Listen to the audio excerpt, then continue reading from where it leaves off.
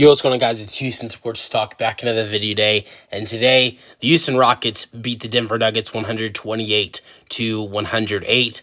Great win for the Rockets on the road tonight in Denver. Rockets' first meeting against the Denver Nuggets of the 2024-25 season. Actually, the first time the Rockets have faced the Nuggets in over a year. The Rockets did not face them in the year 2024. The Rockets and Nuggets, all four matchups last season were before the year 2024. Faced them in November a bunch, like 2 or 3 times, and then the rest in December, and then none in 2024. And then this is the first meeting, so first time the Rockets and Nuggets have seen each other since it's been a little bit over 13 months since these two teams have met. But this time we did not get to see the matchup of the young Jokic versus the grown Jokic. And look, I'm gonna be honest. I don't want to hear that the Nuggets didn't have Jokic and Aaron Gordon, because that's a great excuse to use, right? Because Jokic right now is the best player in basketball. I'm not going to argue that. And Aaron Gordon's a pretty big impact player as well.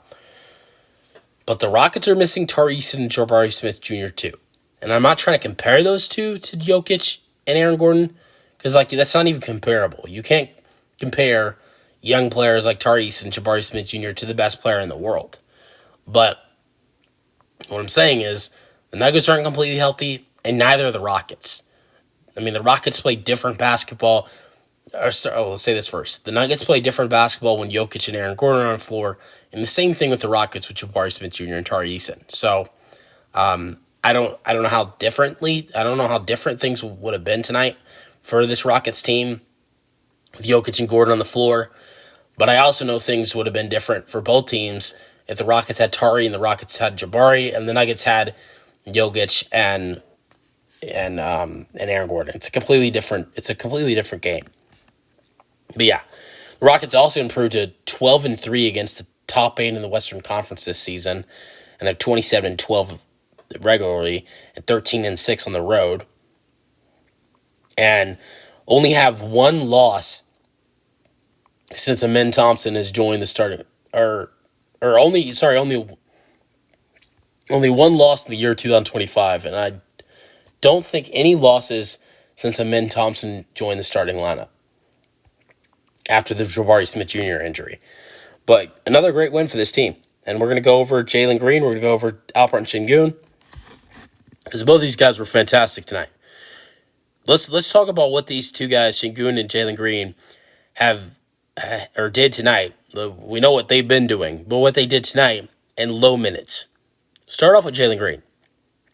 He had 34 points and 5 assists in only 30 minutes, shooting 10 for 16, 6 for 10 for 3, and 8 for 8 at the free throw line. I think one thing that's been great about him in the last 2 games is he's been going to the free throw line more. Shot 11 free throws last game, 8 this game, but also it's not just getting to the free throw line, it's also making all your free throws. Jalen Green has made, in his last 2 games, all of his 19 free throws, and that is huge for this Rockets team. But yeah, next we get to Sengun. I think this is really impressive as well. Just as impressive, Jalen scoring 34 in 30 minutes. Sengun, in only 26 minutes of play, had 20 points, 9 rebounds, and 8 assists. And for sure, if he would have got the minutes that starters like Fred VanVleet and Amen Thompson had at 35, or Jalen had at 30, he would have definitely had his triple-double tonight. 29 and 8 in 26 minutes. That's a terrific number line for the minutes he played. And I'm now going to get into the key factor of Jalen Green, Alperen Sengun playing good. It's nothing that Jalen Green's doing. It's nothing that's Alperen Sengun's doing that has them both playing terrific basketball at the same time. It's number one. It's Amen Thompson. 11 points and 9 rebounds tonight with 4 steals and 2 blocks. Not as good as he's been recently tonight, but he is the reason why him jumping into the starting lineup. He is the sole reason why everybody's playing better. The only one that's not playing better is Dillon Brooks. Dillon Brooks has kind of vanished offensively since Amen Thompson joined the starting lineup.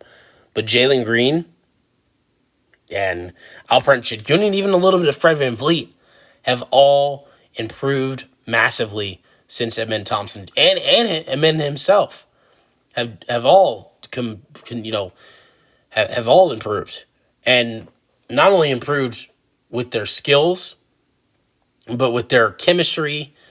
It's been terrific to watch, and to me, I'm going to be honest, it's reminding me a little bit of PJ Tucker. I think Ben Thompson is a way better player than PJ Tucker, but it reminds me of that 2017-18 season. The Rockets were good when Ryan Anderson was a starter. Ryan Anderson was a great player. He was a great three-point shooter. One of my favorite Rockets players of all time. And PJ Tucker was a great player off the bench for the Rockets. Was a great corner three-point shooter. Was a great defender. He played a great role in that Rockets 2017-18 team. But a little bit later in the season, Ryan Anderson was starting the entire year. He gets a little banged up, gets injured, just like Jabari Smith Jr. did.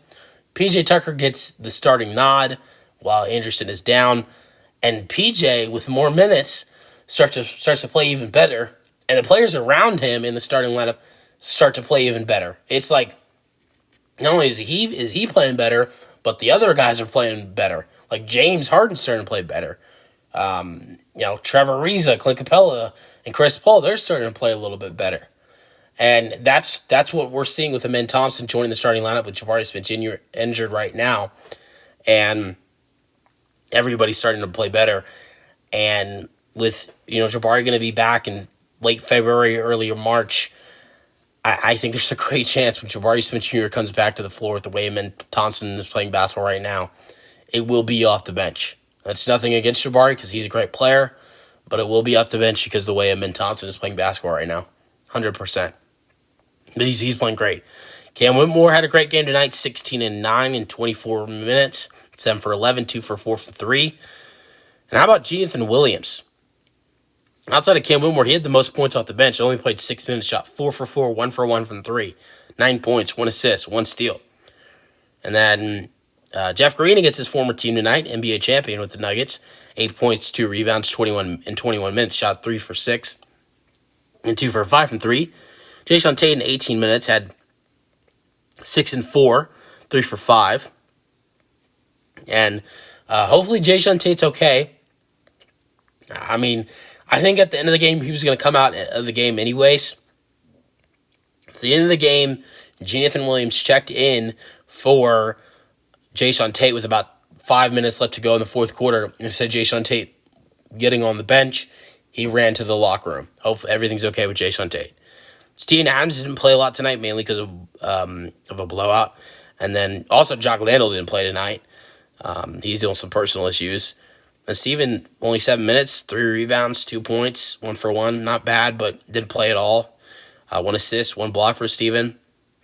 Aaron Holiday played 8 minutes, took 1 3, missed it, had 2 assists, 1 steal, had a personal foul.